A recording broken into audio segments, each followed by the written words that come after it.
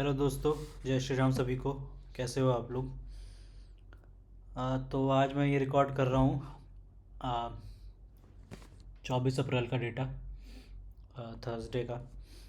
आज निफ्टी थोड़ा थोड़ा 80 पॉइंट गिरा है, 0.34%।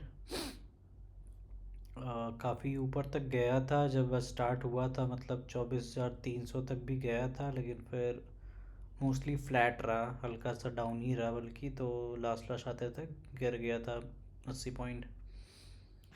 तो मैंने बोला था कल की वीडियो में, जिन्होंने मेरी कल की वीडियो देखी थी, तो मैंने बोला था कि थोड़ा गिरावट अभी आएगा। अ, अभी मैं इसको बहुत बड़ी गिरावट तो नहीं कहूँगा, मतलब फ्लैट ही कहूँगा मैं कि फ्लैट रहा है। लेकिन हाँ, आने वाले टाइम में थोड़ा, जैसे कल अब फ्राइडे है, तो कल यहाँ पे हो सकता है 100-150 पॉइंट गिरे, 200 पॉइंट गिरे, है ना। तो कुछ भी हो सकता है, कल नहीं भी गिरेगा तो मंडे ट्यूसडे को गिर सकता है, क्योंकि अभी एक रिवर्सल मेरे हिसाब से बचा है।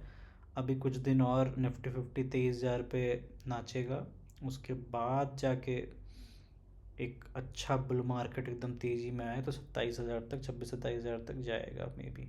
ठीक है, लेकिन अभी एक रिवर्सल ड्यू है मेरे हिसाब से। ठीक है, तो आज मोस्टली फ्लैट ही रहा, हल्का सा गिरा 0.34%। अगर एफआई का डेटा देखोगे आप शॉक्ड हो जाओगे कि बम्पर खरीदारी हुई है 8,000 करोड़ की, 8,250। देख लो, इधर बीच में कभी इतनी खरीदारी नहीं हुई है, मैक्सिमम 6,000 की हुई थी, जितना as far as I remember. ये देखो 6,000, 15 अप्रैल का, है ना। उससे पहले तो बेच ही रहता है, फाइज वाले सबसे ज़्यादा खरीदारी की है 8,250 की। तो दोस्तों यही बात है, होता है। आप बोलोगे कि डीआई ने तो 500 करोड़ का बस ही बेचा, यहाँ तो 8,000 करोड़ की कमाई हुई, एफ ने लगाए पैसे, तो भी क्यों गिरा निफ्टी 50? तो वही होता है दोस्तों, ये सही बात है कि मेजॉरिटी एफ बड़े कंपनियों में टॉप 50 में ही लगाते हैं, लेकिन कुछ F mid cap small cap में भी लगाते हैं। ऐसा नहीं है कि सारे 50 में, मेजॉरिटी निफ्टी 50 में लगाते हैं, मेजॉरिटी। अगर आप 100 एफ इंस्टीट्यूशंस हैं तो आप समझ लो 80-85%, 90% भी लगभग इसमें ही लगाएंगे। और ये भी होता है कि प्रॉफिट बुकिंग भी होती है। अब मान लो ख़रीदा है, लेकिन मान लो एंड एंड आते तक बेच दिया होगा, या फिर वैसा लगा दिया होगा ट्रिगर, है ना। तो कई बार वैसा रिफ्लेक्ट नहीं कर पाता है। अब एकदम मार्केट 3:30 बजे बंद हो रहा है, उसमें ही लगाया होगा, तो अब कहने को तो हो गया कि हमने इतना पैसा लगाया है, लेकिन उस चीज़ का रिफ्लेक्ट हो सकता है कल नेक्स्ट, जब मार्केट फिर खुलेगा तब दिखेगा, है ना। तो देखिए क्या होता है। वैसे बम्पर खरीदारी हुई है, बहुत बहुत बम्पर। और इंडेक्सेस की बात कर लें अगर, तो निफ्टी 50 तो 0.34% गिरा ही है, निफ्टी बैंक 0.30% गिरा है, निफ्टी फाइनेंशियल 0.5% गिरा है, BSE Sensex, Nifty mid cap सब गिरे ही हैं। आज देखो पूरा का पूरा लाल लाल है बिल्कुल। निफ्टी मिड कैप देखो 0.13% गिरा है। निफ्टी नेक्स्ट 50 देखो भी 0.15%।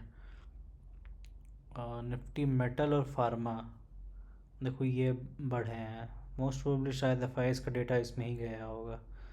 तो हालांकि बहुत ज़्यादा स्टॉक्स फार्मा के नहीं है निफ्टी 50 में, तो इसलिए भी ज़्यादा फ़र्क नहीं दिखा, है ना।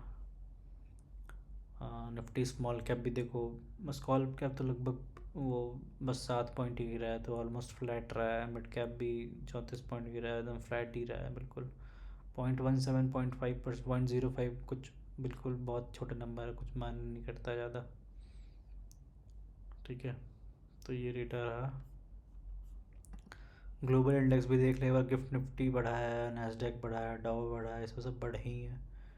निक्की बढ़ा है, हैंगसेंग गिरा है, बाकी सब बढ़े ही हैं।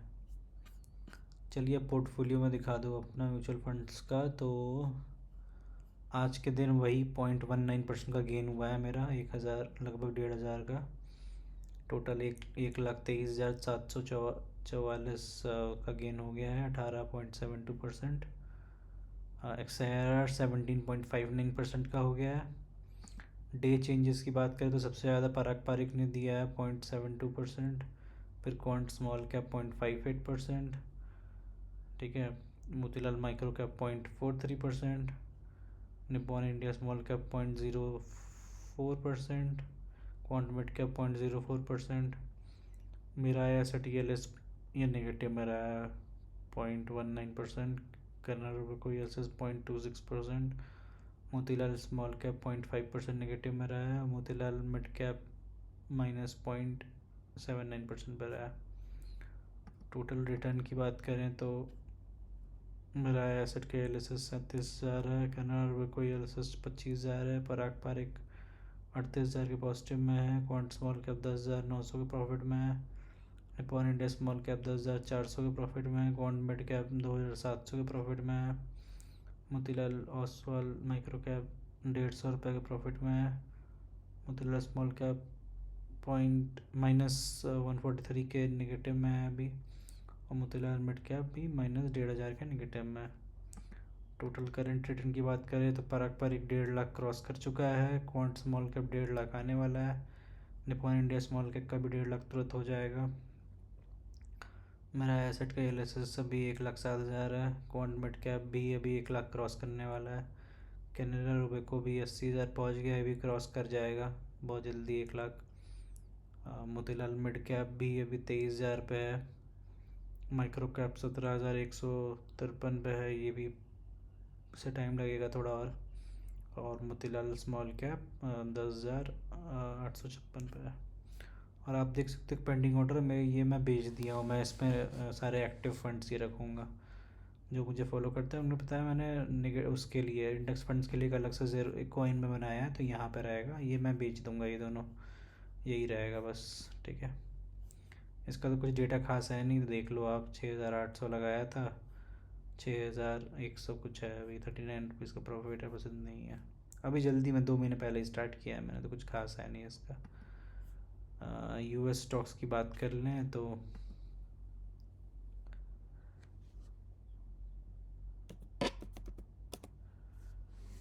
आज के दिन भी मार्केट बढ़ा है, 3% बढ़ा है, $104 का फ़ायदा हुआ है, तो टोटल $246 का फ़ायदा हो गया।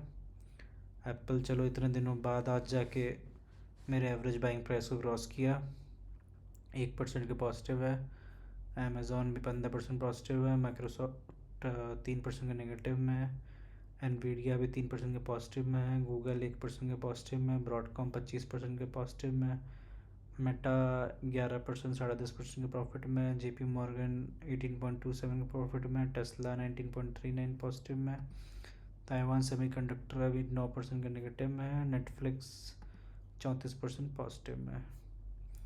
तो ये टोटल है, मैंने $3,390 लगाया है, तो $3,634 हो गया टोटल।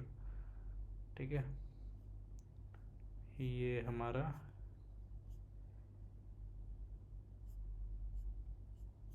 आज का अपडेट है पोर्टफोलियो का।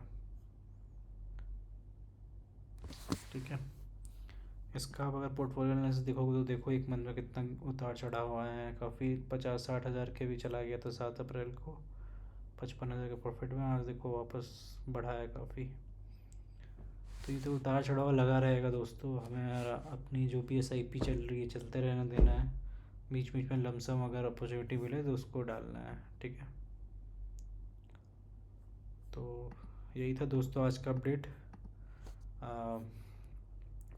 बाकी हाँ, मैंने आपको कुछ एक अपडेट देना था, तो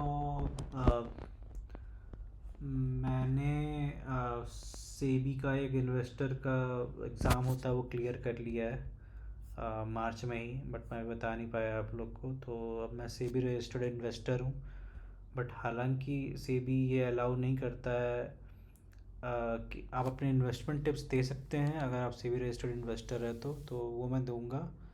अब मुझे इस चीज़ की समझ है क्या चीज़ इन्वेस्टमेंट टर्म्स होती हैं और क्या उसका क्या फ़ायदा है नुकसान है, वो सब मुझे पता है।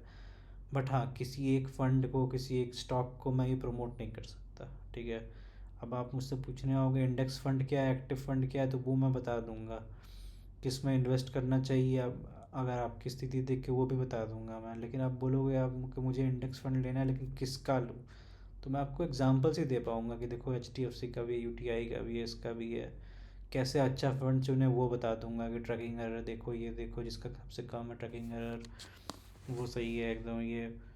लेकिन अब मैं एग्जैक्ट नहीं बताऊंगा, है ना, तो ये चीज़ से भी मना करता है तो वो नहीं करूँगा मैं। बाकी आप लोग कमेंट करिएगा, आपको जो भी डाउट लगे पूछिएगा, मैं बताऊंगा आप लोग को। ठीक है दोस्तों, चलिए मिलते हैं अब आपसे नेक्स्ट वीडियो में, तब तक के लिए जय श्री राम सभी को, बाय बाय।